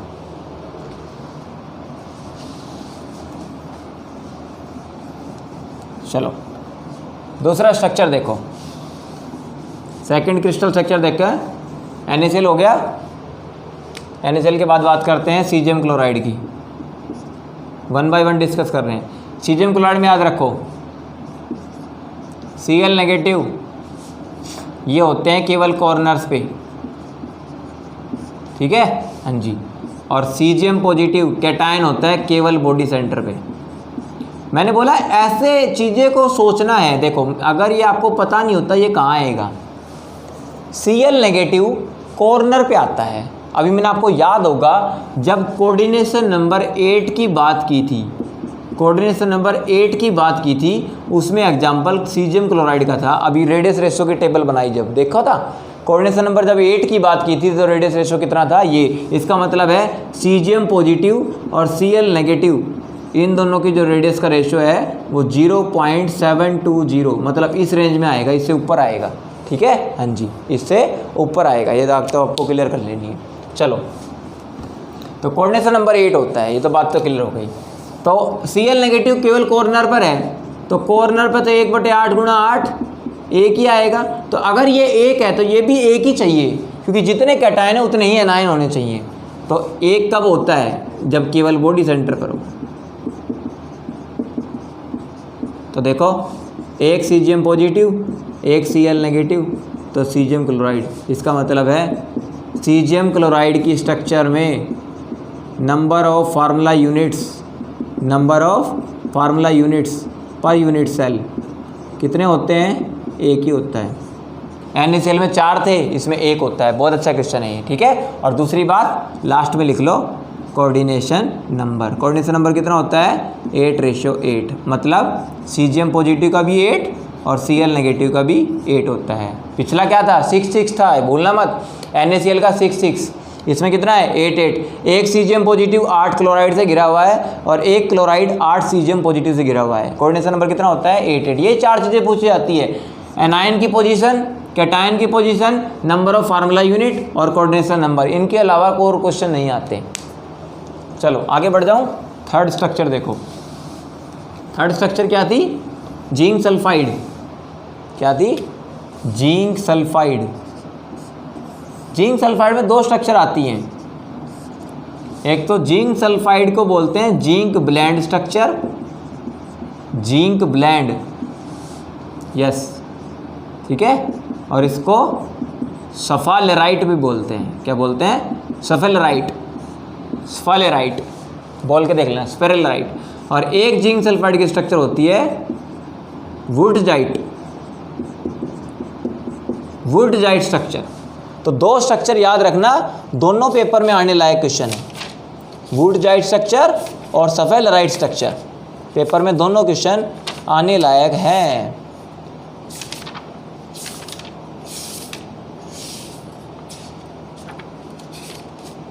याद रखोगे। चलिए आगे बढ़ जाए। चलो इसमें देखो, दोनों के बारे में बताता हूँ।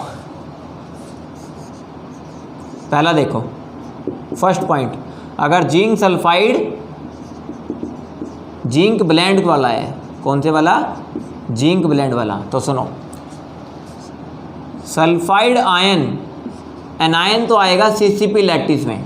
एनायन किस में आएगा, CCP लैटिस। और CCP लैटिस क्या होता है, मैंने बताया था FCC होता है, बात भी बता चुके। तो एनायन तो CCP लैटिस में आएगा जिंक सल्फाइड का, और CCP लैटिस में FCC में एटम कितने होते हैं, 4। अब देखो कैटायन एनायन इक्वल होने चाहिए।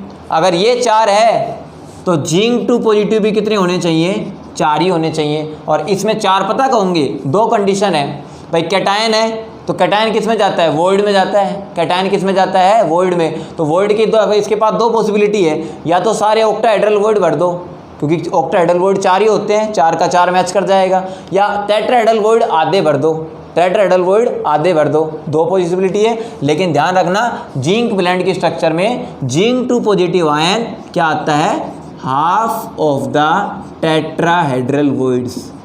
इसका मतलब समझे, टेट्राहेड्रल वॉइड्स किस पे होते हैं, समझाया था, 4 बॉडी डायगोनल पे। कितने बॉडी डायगोनल पे? 4 बॉडी डायगोनल पे।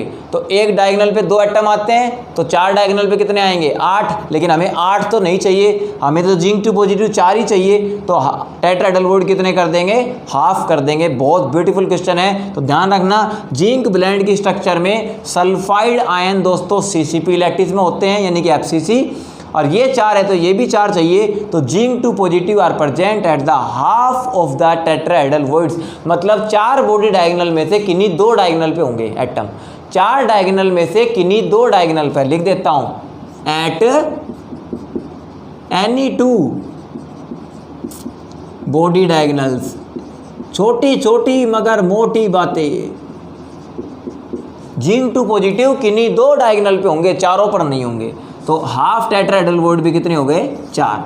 बस अब कुछ नहीं करना होता, 4 सल्फाइड 4 जिंक जोड़ दो, 4 जिंक आयन 4 सल्फाइड आयन, तो नंबर ऑफ फार्मूला यूनिट कितनी हो गई? 4 ZnS। ये सीधा ट्रिक है याद करने का। आयन देख लो, उतने से रिएक्शन करवा दो, 4 जिंक 4 सल्फर। तो जिंक सल्फाइड के अंदर क्या आएगा? Number of formula units per unit cell कितने होती हैं? 4 होती हैं। ठीक है, फिर से बता देता हूँ, NaCl में कितनी थी? NaCl में कितनी थी जल्दी बोलो? 4 थी। सीजियम क्लोराइड में कितनी थी? 1 थी। और जिंक सल्फाइड में भी कितनी है? 4 है। ठीक है, याद रखो। और जिंक सल्फाइड की जिंक ब्लेंड स्ट्रक्चर एक ऐसी स्ट्रक्चर है जिसमें सब कुछ 4 है।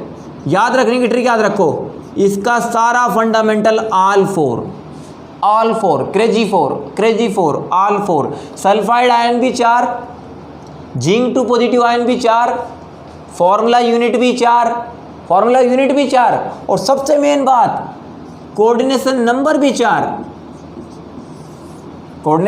4। याद रखने की जरूरत ही नहीं है। इसका मतलब जिंक सल्फाइड की स्ट्रक्चर टेट्राहेड्रल वॉइड में जाती है। किस में जाती है? टेट्राहेड्रल वॉइड के अंदर। यानी कि जिंक 2 पॉजिटिव और सल्फाइड आयन का जो रेशो होता है वो 0.225 से लेकर 0.414 की रेंज में आएगा, क्योंकि ये टेट्राहेड्रल वॉइड में जाएगा। 4 आ गया ना कोऑर्डिनेशन नंबर 4 होता है तो टेट्राहेड्रल बॉन्ड होता है, तो इस रेंज में जाएगा। तो रेंज आपको याद रखनी है। सीजियम क्लोराइड किस में है? क्यूबिक में, तो रेंज पूछ सकते हैं। सोडियम क्लोराइड किस में है? कोऑर्डिनेशन नंबर 6 में, तो ऑक्टाहेड्रल की रेंज पूछ सकते हैं। तो रेंज के क्वेश्चन याद रखना भाई। ठीक है, यस। तो जैसे आपको मैं लिख ही देता हूँ, आप खुद कन्फ्यूज ना हो जाओ कभी। तो NaCl टाइप की स्ट्रक्चर हो तो Na पॉजिटिव और Cl नेगेटिव किस में गया था? ऑक्टाहेड्रल बॉन्ड में। तो रेंज क्या आएगी? 0.414 से 0.732। सीजियम क्लोराइड की स्ट्रक्चर क्या थी? क्यूबिक में रेंज क्या आएगी? सीजियम क्लोराइड से लेकर Cl के नेगेटिव रेशो 0.732 से लेकर 1 तक हो सकती है। और ये क्या है? जिंक सल्फाइड किस में आ रहा है? टेट्राहेड्रल में। तो टेट्राहेड्रल में रेंज ये रहेगी। तो रेंज याद रखो, रेंज के ऊपर क्वेश्चन आ सकते हैं। ठीक है, यस। बहुत अच्छा कंटेंट प्रोवाइड करूंगा मैं आपको। 1 घंटा 1 मिनट हो गई है, कोई दिक्कत वाली बात नहीं है। चलो आगे बढ़ जाए। चलो, सब कुछ 4 है इसका। जिंक सल्फाइड की जिंक ब्लेंड का सब कुछ 4 है। कैटायन भी 4, एनायन भी 4, फॉर्मूला यूनिट भी 4, और दूसरी बातें कोऑर्डिनेशन नंबर भी 4। अब एक और रह गया। अगर जिंक सल्फाइड में जिंक ब्लेंड की जगह ये क्वेश्चन पूछ लिया, वुर्टजाइट स्ट्रक्चर, इसमें ध्यान रखना कैटायन तो सेम है, जिंक 2 पॉजिटिव आयन, अब की बार ध्यान रखना, जिंक 2 पॉजिटिव आयन और सल्फाइड आयंस। तो सल्फाइड आयन तो आएंगे आपके SCP लैटिस में, बस इतना फर्क है। इसमें तो क्या थे, जब जिंक ब्लेंड का नाम आए तो सल्फाइड आयन CCP में होते हैं, ठीक है, और जब वुर्टजाइट की बात आए तो सल्फाइड आयन SCP लैटिस में होते हैं। इतना सा फर्क है बस, उसमें CCP, इसमें SCP। और जिंक 2 पॉजिटिव आयन सेम रहेगा, हाफ ऑफ टेट्राहेड्रल वॉइड्स, क्योंकि मैंने बोला था आपको टेट्राहेड्रल वॉइड्स की संख्या हमेशा क्लोज पैकिंग अरेंजमेंट से डबल होती है। तो डबल नहीं चाहिए हमें, तो सेम चाहिए। तो बस इतना फ़र्क है। अगर सल्फाइड आयन CCP में है, फिर से रिपीट कर रहा हूँ, अगर सल्फाइड आयन CCP में है तो समझ जाओ जिंक ब्लेंड है, सफालेराइड स्ट्रक्चर। और सल्फाइड आयन अगर SCP में है तो समझ जाओ वो वुर्टजाइट स्ट्रक्चर है। यही छोटा सा डिफरेंस है, बाकी सारी बातें क्लियर हो जाती हैं दोस्तों। क्लियर हो गया? बाकी सारी बातें क्लियर हो गई आपको? हाँ जी। तो ये छोटी सी गलती नहीं करनी है आपको, अदरवाइज आप मात खा जाएंगे। कोऑर्डिनेशन नंबर दोनों का 4-4 ही रहेगा। कोऑर्डिनेशन नंबर क्या रहेगा दोनों का? 4 और 4 ही रहेगा, ठीक है। हाँ, बस फार्मूला यूनिट का फ़र्क है। फार्मूला यूनिट बता देता हूँ, क्योंकि एससीपी लैटिस के अंदर देखो सीसीपी में तो कितने होते हैं? सीसीपी में तो 4 होते हैं, लेकिन एचसीपी में एन की वैल्यू कितनी होती है? एन की वैल्यू कितनी होती है? 6 होती है, ठीक है। तो यहाँ पर सल्फाइड आयन कितने बनेंगे? 6 बनेंगे। तो ध्यान रखना इस स्ट्रक्चर में 6 तो Zn पॉजिटिव है, तो टेट्राहेड्रल वॉइड, तो एचसीपी लैटिस में n की वैल्यू 6 है, तो ये 2n है, ठीक है। तो ये भी कितने होंगे? Half of the tetrahedral void. Tetrahedral void कितने होने चाहिए? 12, लेकिन उसका हाफ करेंगे तो ये भी कितने हो जाएंगे? 6। तो 6 जिंक 2 पॉजिटिव और 6 सल्फर नेगेटिव, तो टोटल कितने बनेंगे? 6 ZnS। तो इतना ध्यान रखना, अगर जिंक ब्लेंड है तो फार्मूला यूनिट 4 होंगे। फार्मूला यूनिट कितने होंगे? 4 होंगे। और जिंक वुल्टजाइड स्ट्रक्चर है तो फार्मूला यूनिट 6 होंगे। लिख लो, फार्मूला यूनिट कितने होंगे? 6 होंगे इसमें, ठीक है, याद रखना। और कोऑर्डिनेशन नंबर 4-4 ही है। कोऑर्डिनेशन नंबर 4-4 है, चाहे ये पूछे चाहे ये पूछे, चाहे जिंक ब्लेंड पूछे चाहे जिंक वुल्टजाइड पूछे, कोऑर्डिनेशन नंबर कितना है? 4-4, ठीक है। चलो आगे बढ़ जाए। डाटा भाई साहब ऐसा कंटेंट दूंगा याद करोगे जिंदगी भर।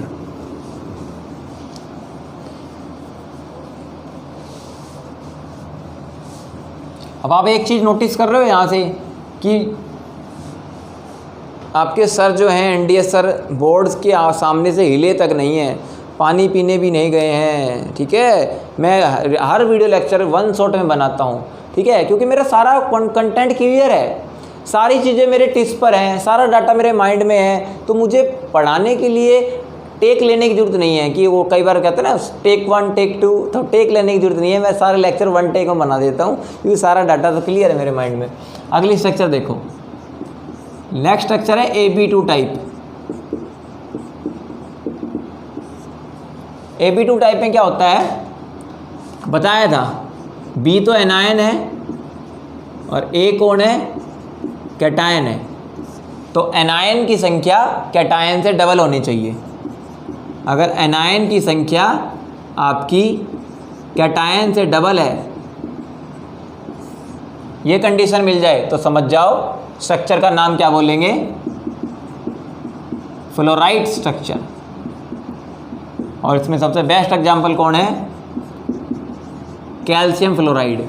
ये आता है पेपर में, इसको 2 में तोड़ लो, एक है कैल्शियम +2 और एक है F नेगेटिव, ठीक है। अब देखो आपको डाटा ऐसा अरेंज करना है कि कैल्शियम की संख्या फ्लोराइड से आधी हो या फ्लोराइड के आयन कैल्शियम से डबल हो। तो देखो याद रखने की ट्रिक सीख लो, C से कैटायन, C से CCP।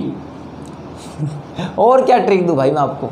C से कैटायन और C से CCP। इसका मतलब इस स्ट्रक्चर में जब भी इस टाइप की स्ट्रक्चर आ गई ना, तो C से कैटायन, C से CCP रट लो। C for cation, C for CCP। Cation हमेशा CCP में ही जाएगा। और देखो C से कैल्शियम आल्सो, अरे वाह ये तो सोचा नहीं था मैंने। C से कैटायन, C से CCP, C से कैल्शियम, तो इस स्ट्रक्चर में कैल्शियम भी आ गया। यस, तो ये तो किस में चला गया? CCP में। CCP क्या होता है दोस्तों?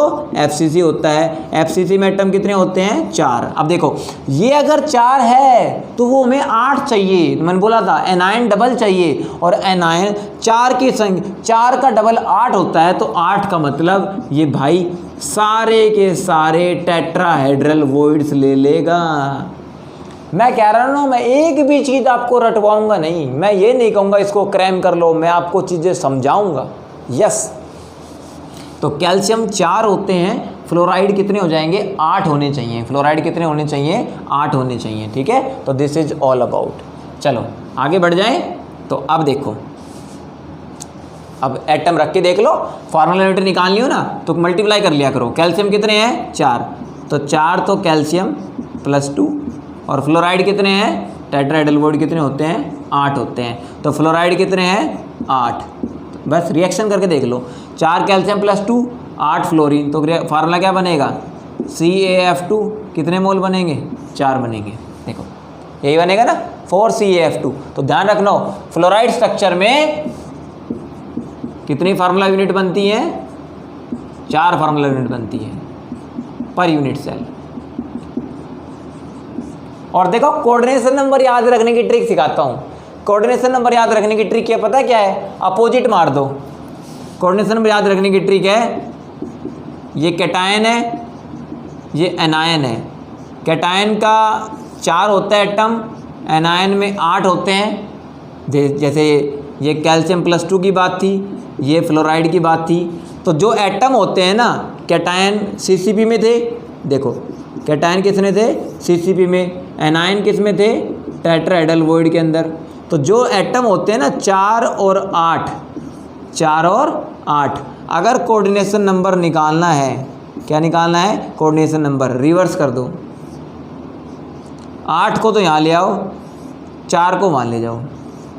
इसका मतलब है कैल्शियम का कोऑर्डिनेशन नंबर 8 हो गया और एनायन का कोऑर्डिनेशन नंबर 4 हो गया। ठीक है, यानी कि जो टेट्राहेड्रल वॉइड में आ रहा है, एटम 8 है तो कोऑर्डिनेशन नंबर 4 होगा, और एटम 4 है तो कोऑर्डिनेशन नंबर 8 हो जाएगा। उल्टा कर दो, सबसे बेस्ट ट्रिक है।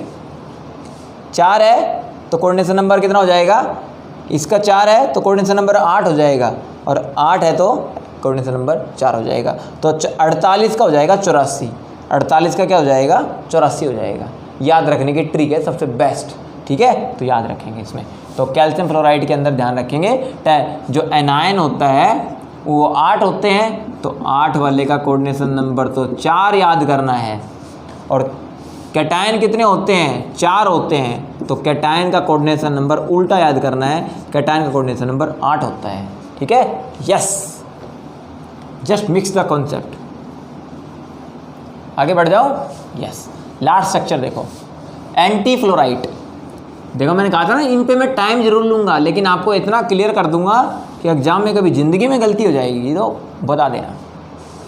लास्ट स्ट्रक्चर देखो, 5 नंबर, क्या थी वो, A2B टाइप। A2B टाइप में A कौन है, कैटायन, और B कौन है, एनायन। तो आपको क्लियर करना है, अगर कैटायन की संख्या एनायन से डबल हो तो इस टाइप की स्ट्रक्चर को क्या बोलेंगे,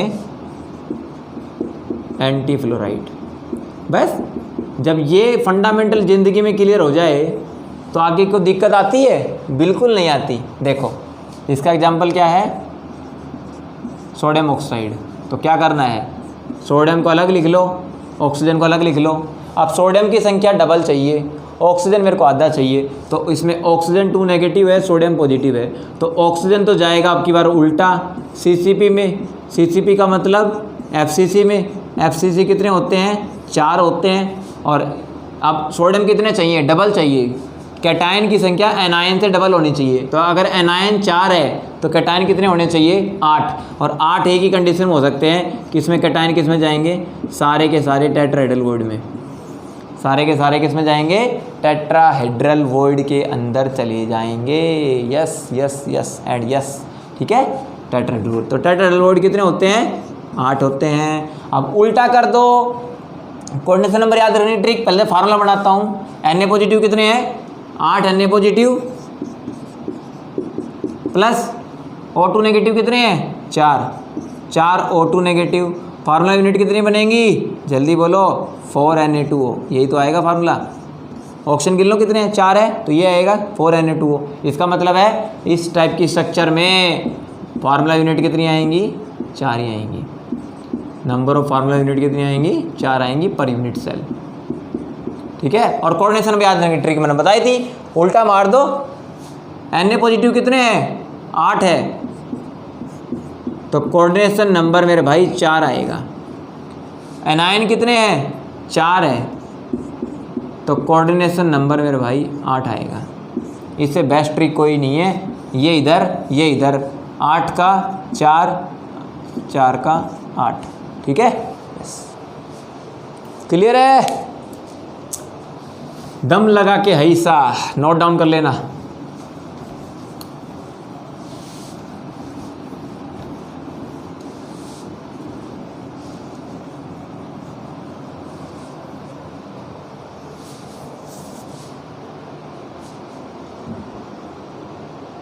चलिए आगे बढ़ जाते हैं। अब लेते हैं टॉपिक डिफेक्ट्स इन सॉलिड। ठीक है, यस। सिर दर्द हो गया भाई, सिर दर्द हो गया। डिफेक्ट्स में बेटा दोस्तों एक बात बता देते हैं सीधा सा कि डिफेक्ट्स में आपके दो टाइप के डिफेक्ट्स हम मेनली पढ़ेंगे अपने सिलेबस के अंदर। एक तो आपको बता दूँ डिफेक्ट्स में आपके सिलेबस में पॉइंट डिफेक्ट्स हैं। क्या है? पॉइंट डिफेक्ट्स मतलब पूरे क्रिस्टल स्ट्रक्चर के अंदर किसी एक छोटी सी लैटिस साइट के ऊपर अगर डिफेक्ट हो उसको पॉइंट डिफेक्ट कहते हैं। वैसे डिफेक्ट क्या होते हैं? एक लॉ आया था, third law of thermodynamics. Thermodynamics में 3 लॉ होते हैं, first law, second law, third law. Thermodynamics का थर्ड लॉ आया था, उसने कहा था अगर कोई भी क्रिस्टलाइन सॉलिड है उसकी 0 केल्विन टेम्परेचर पर एंट्रोपी 0 होती है। क्या बोला था? एक लॉ आया था, थर्ड लॉ ऑफ थर्मोडायनेमिक्स। उसने बोला था कि 0 केल्विन टेम्परेचर पर, क्या बोला था लॉ ने कि 0 केल्विन टेम्परेचर, 0 केल्विन पता कितना होता है? -273 डिग्री सेल्सियस। इस टेम्परेचर पर किसी भी क्रिस्टलाइन सॉलिड की एंट्रोपी क्या होती है? 0 होती है। भाई 0 तो होगी, इतना कम टेम्परेचर करोगे तो कोई भी एटम मूव थोड़ी कर सकता है, फ्रीज हो जाएगा, वो तो जम जाएगा। तो एंट्रोपी क्या होगी? 0 होगी, रैंडमनेस 0 होगी 0 केल्विन टेम्परेचर पर। लेकिन टेम्परेचर को 0 डिग्री केल्विन से ऊपर बढ़ाते जा रहे हैं, तो टेम्परेचर बढ़ाएंगे तो आयंस के बीच में जो बॉन्ड है वो ब्रेक होंगे, और आयंस के बीच में बॉन्ड ब्रेक होंगे तो एटम्स मूव कर सकते हैं, और एटम जब मूव कर सकते हैं तो वो अपनी एक्चुअल साइड से मिसप्लेस हो सकते हैं। और अगर एटम अपनी एक्चुअल साइड से मिसप्लेस होंगे तो वहाँ पर एटम्स के अंदर जो वेल डिफाइंड अरेंजमेंट है वो बिगड़ जाएगी, इसलिए वहाँ पर क्या हो जाएगा? डिफेक्ट हो जाएगा। बताओ मैंने कितने अच्छी चीज़ से रिलेट किया कि नहीं किया?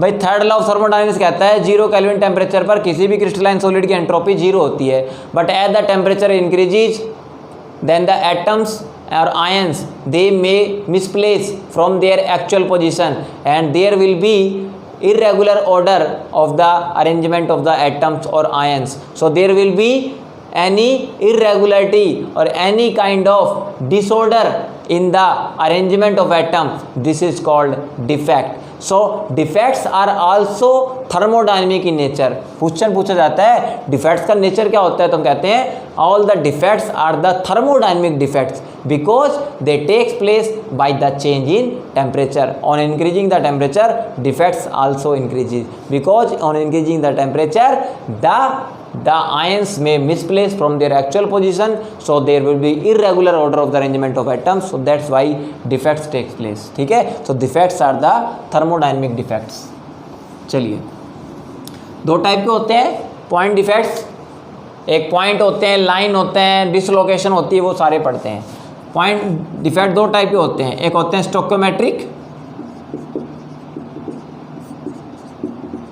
पॉइंट डिफेक्ट्स, एक होते हैं नॉन स्टोकोमेट्रिक।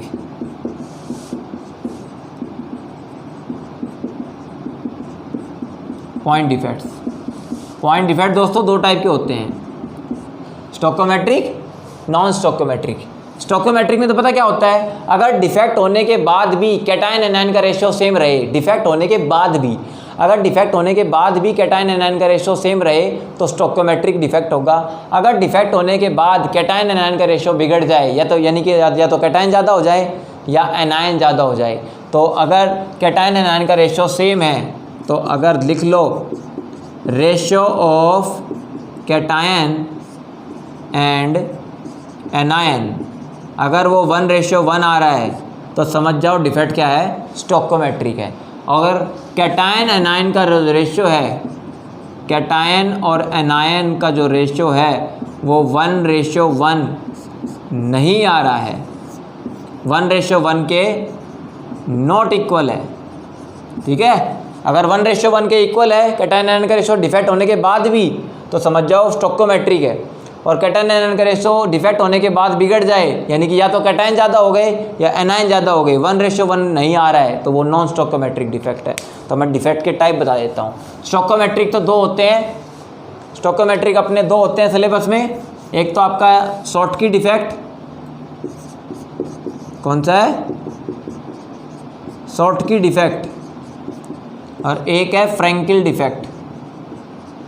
तो शॉर्टकी और फ्रैंकिल दोनों स्टोइकोमेट्रिक है, और नॉन स्टोइकोमेट्रिक में दो होते हैं, एक मेटल एक्सेस डिफेक्ट, यानी कि या तो मेटल ज़्यादा हो जाए, मेटल क्या होते हैं, कैटायन, कैटायन किससे बनते हैं, मेटल से बनते हैं, और एनायन किससे बनते हैं, नॉन मेटल से बनते हैं। तो मेटल एक्सेस का मतलब कैटायन अगर एक्सेस में हो जाए, ठीक है, कैटायन ज़्यादा हो जाए तो बोलेंगे मेटल एक्सेस डिफेक्ट, और कैटायन कम पड़ जाए यानी एनायन ज़्यादा हो जाए तो उसको बोलेंगे मेटल डेफिशिएंसी डिफेक्ट। और इसमें भी सुन लो, मेटल एक्सेस दो तरह से हो सकता है, कैसे, या तो एनायन कम पड़ जाए, या तो due to anion vacancy, anion की जगह वैकेंसी हो गई। मान लो एक क्लास के अंदर 15 बॉयज़ हैं और 15 ही गर्ल्स हैं, तो टोटल स्टूडेंट कितने हो गए, 30 हो गए। एक दिन एक बॉय बच्चा नहीं आया, एक लड़का नहीं आया, तो लड़के की संख्या तो कितनी हो गई, 14, और लड़कियां कितनी अभी भी 15 ही है। तो एक कैटायन कम हो गया, एक एनायन कम हो गया, तो वहाँ पर रेशियो बिगड़ जाएगा। तो एनायन वैकेंसी, उस जगह पर सीट खाली हो जाएगी, तो एनायन वैकेंसी है। या तो एनायन वैकेंसी की वजह से क्या हो जाए, मेटल एक्सेस डिफेक्ट, या ड्यू टू एक्स्ट्रा कैटायन, एक एक्स्ट्रा कैटायन बाहर से आ जाए। तो कैटायन एक्सेस कब हो सकते हैं, या तो एक एनायन क्रिस्टल को छोड़कर चले जाए, या एक्स्ट्रा कैटायन आ जाए। और एक्स्ट्रा कैटायन आएगा तो वो कहाँ पे जाएगा, इंटरस्टिशियल साइट पे जाएगा। तो due to extra interstitial cation, ठीक है, याद रखना।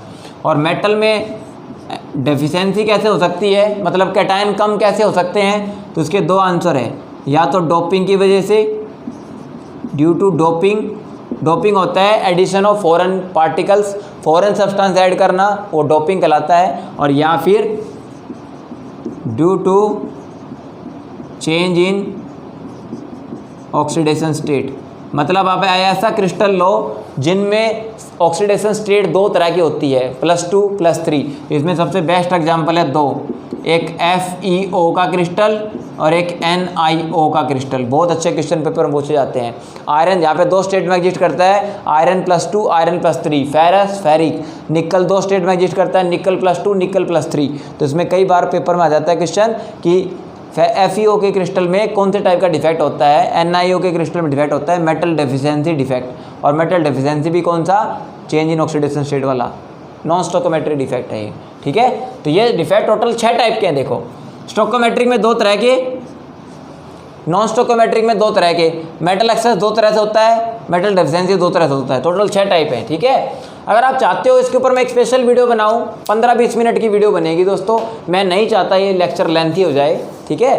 तो हाँ, कल जो हमारा शेड्यूल रहेगा मैं आपको बता दूं, कल का जो हमारा छोटा सा टाइमिंग रहेगा मैं आपको बता देता हूं। मैं नहीं चाहता आपका एक भी पॉइंट मिस हो जाए और वहां से क्वेश्चन आ जाए, ठीक है।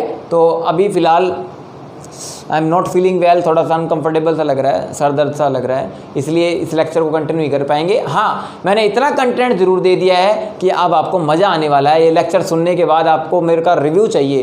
देखो, नेगेटिव कमेंट्स मत करना कि सर आपने पूरा सॉलिड स्टेट नहीं पढ़ाया, प्लीज़ ऐसा कमेंट मत करना, ठीक है। केवल डिफेक्ट का टॉपिक बचा है और डिफेक्ट भी केवल 20 मिनट का ही टॉपिक है, तो आपका 20 मिनट का कंटेंट बचा हुआ है। और कुछ इंपॉर्टेंट पॉइंट्स अगर मेरे को लगेंगे सॉलिड स्टेट के अंदर तो वो मैं आपको बता दूंगा। मतलब सॉलिड स्टेट में मैक्सिमम 30 मिनट का, 30 मिनट का कंटेंट बचा हुआ है, वो मैं आपको कवर करवा दूंगा अगले लेक्चर में, या किसी भी दिन कवर करवा दूंगा। मेरे पास टाइम ही टाइम है, किसी दिन 2 लेक्चर आ जाएगा, 3 लेक्चर आ जाएंगे। कंटेंट देना मेरा काम है, पढ़ना आपका काम है दोस्तों, ठीक है। कंटेंट देने में मेरी तरफ से कोई कमी रह जाए ना तो मेरे को मुंह पे बोल देना कि सर आपने ये कमी छोड़ दी और इस वजह से हमारे नंबर नहीं आए। मेरी तरफ से कोई कमी नहीं होगी, आपकी तरफ से फीडबैक देखना है मेरे को क्या आता है, ठीक है। लेक्चर अच्छा लगे तो भाई अप्रिशिएट करना, बिल्कुल बताना कि सर मुझे लेक्चर बहुत अच्छा लगा और मेरी काफ़ी नॉलेज यहाँ से बढ़ी और मेरे एस्टेट में यहाँ से क्वेश्चन आता था और मेरा गलत होता था, अब गलत नहीं होगा। मुझे ऐसी हैप्पी स्माइली के साथ मुझे कमेंट चाहिए आपका, ठीक है। यस, मुझे ज़रूर बताना व्हाट्सएप पे आप, ठीक है। आपका रिव्यू का इंतजार रहेगा मेरे को।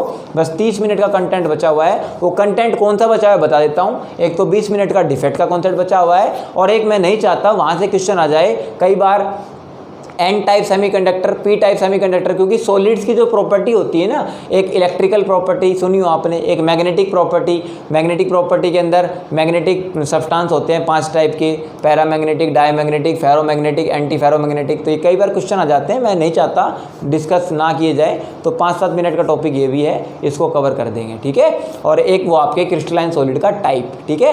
क्वार्ट्ज वाला एग्जाम्पल मैंने क्लियर कर दिया, क्वार्ट्ज वाला एग्जाम्पल क्लियर हो गया आज आपको। क्वार्ट्ज आए तो क्रिस्टलाइन सॉलिड, और क्वार्ट्ज के पीछे ग्लास लिख रखा हो तो अमोर्फस सॉलिड, याद रखना है। और क्वार्ट्ज कैसा टाइप का सॉलिड है, कोवलेंट और नेटवर्क सॉलिड है, ठीक है। और एक एग्जांपल और आता है जिसका नाम है SiC। क्या है? SiC, silicon carbide. Silicon carbide, फिर बोलो सिलिकॉन कार्बाइड। और सिलिकॉन कार्बाइड को एक नाम से जाना जाता है, इसको बोलते हैं कार्बोरुंडम। क्या बोलते हैं? कार्बोरुंडम। यस, एक तो था Al2O3, इसको तो बोलते हैं कोरंडम, और ये क्या है? कार्बोरुंडम, सिलिकॉन कार्बाइड। तो ध्यान रखना, इसके अंदर भी ये भी कौन से टाइप का सॉलिड है?